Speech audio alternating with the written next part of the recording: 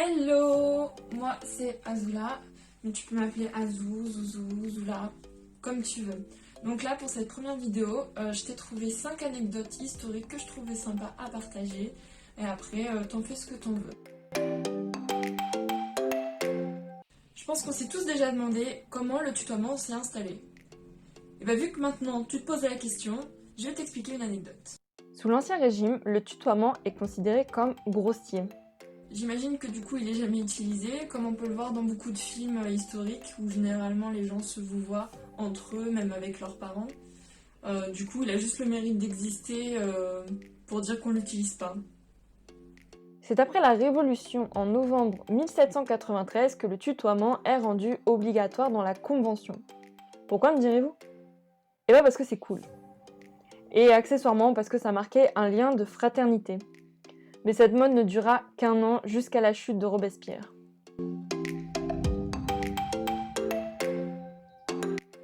Avant 595, on pouvait se racheter d'un assassinat. En gros, t'avais envie de tuer ton voisin, tu regardais combien ça coûtait, t'économisais et tu le tuais. C'était pas mal apparemment pour régler les affaires de voisinage. Donc si tu tuais un évêque, il fallait savoir que c'était 400 écus. Pour un berger ou un laboureur, 30 écus.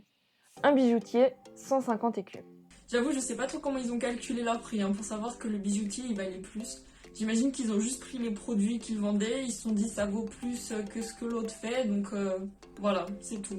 Mais en 595, Childebert, roi des Francs et fils de Clovis, change cette pratique et décrète que tout assassinat sera puni de la peine de mort. Voilà, ils connaissaient pas vraiment la demi-mesure à cette époque-là.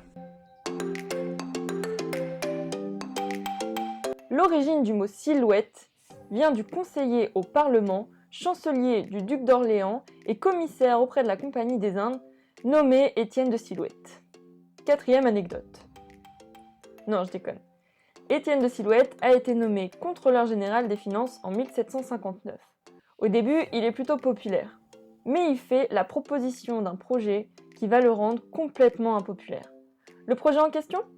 Pousser les particuliers à venir déposer leur vaisselle à l'hôtel de la Monnaie pour qu'elle soit fondue en argent afin de donner plus de money au trésor. Et le gars s'est vraiment dit que c'était une bonne idée. Le roi ne va pas le suivre du tout sur ce projet et notre monsieur Silhouette va donc démissionner. Bref, après ça, les Parisiens se sont amusés à le dessiner habillé de culottes sans poche ou d'habits sans plis, de telle sorte qu'on ne puisse pas y mettre d'argent. Ces portraits seront nommés des silhouettes.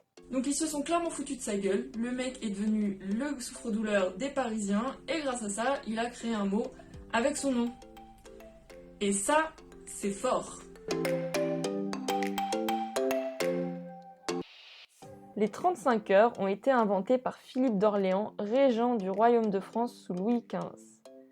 Philippe se levait à 9h du matin, il se mettait au travail, recevait les ambassadeurs, répondait aux dépêches et lisait les rapports jusqu'au déjeuner.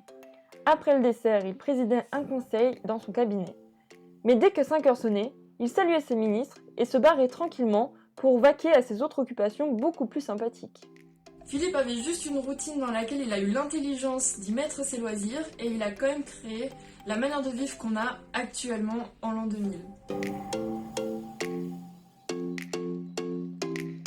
Je pense que tout le monde le sait, au Moyen-Âge, on a pour coutume de faire sonner les cloches lors des mariages et autres cérémonies religieuses. Ces cloches sont activées par un mouvement du pied effectué tout simplement par les mendiants du coin recrutés pour l'occasion. Ces pauvres recevaient quelques pièces en échange. Et c'est ainsi qu'on les nomma les clochards. Voilà, cette vidéo sur les anecdotes est finie, j'espère qu'elle t'a plu, n'hésite pas à me le dire en commentaire. Et je te souhaite une très bonne journée. Bisous. Push myself to be the best, die with no regrets, live with every breath, see my message start to spread, and I had so many dreams.